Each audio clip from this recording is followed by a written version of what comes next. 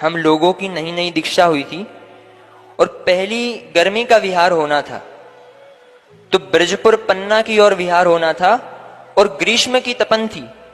45 degree temperature था और गणाचार्य भगवान विराग सागर जी से हम लोगों का मिलन होना था। समय कम था और चलना ज्यादा था। प्रतिदिन 13 किलोमीटर 12 किलोमीटर का विहार चल रहा था। उसी समय मेरा स्वास्थ्य खराब हो गया। मिलन हो गया भगवान आचार्य भगवान से। जब आहार के लिए जा रहे थे तो कुछ ज्यादा ही स्वास्थ्य खराब हो गया और आहार करने के लिए खड़े हुए 2 अंजुलि जल लिया और अंतराय हो गया। फिर शाम को वापस विहार का समय आ गया तो हालत इतनी खराब हो गई कि आंखें भी नहीं खुल रही थी। डिहाइड्रेशन हो गया गर्मी के कारण, पानी की कमी, शरीर का मल रुक नहीं रहा था। तब मुनि श्री सुब्रत सागर जी, मुनि श्री प्रणुत सागर जी, मुनि श्री सोम सागर जी, मुनि श्री सारस्वत सागर जी, सभी मुनि राजों ने जो सेवा की वो देखने लायक थी। ब्रह्मचारी अंकुर भैया अपने हाथ से इन्होंने मल साफ किया।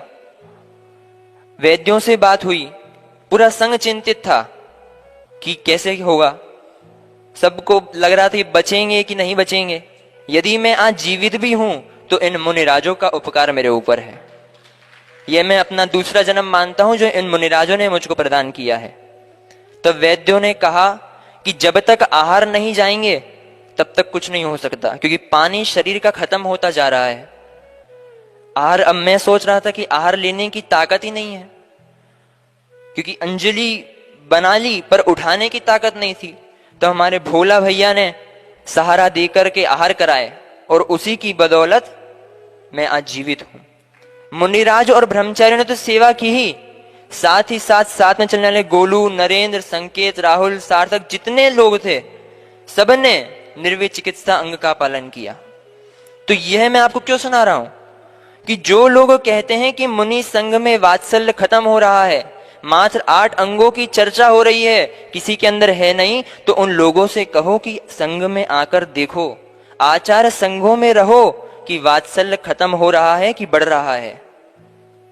मात्र भेष बनाने से भगवान नहीं बनेंगे, भावों का होना अति आवश्यक है। मैं तो अपना सौभाग्य मानता हूं कि मुझे ऐसे आचार्य भगवान और ऐसे मुनिराजों की संगति प्राप्त हुई है।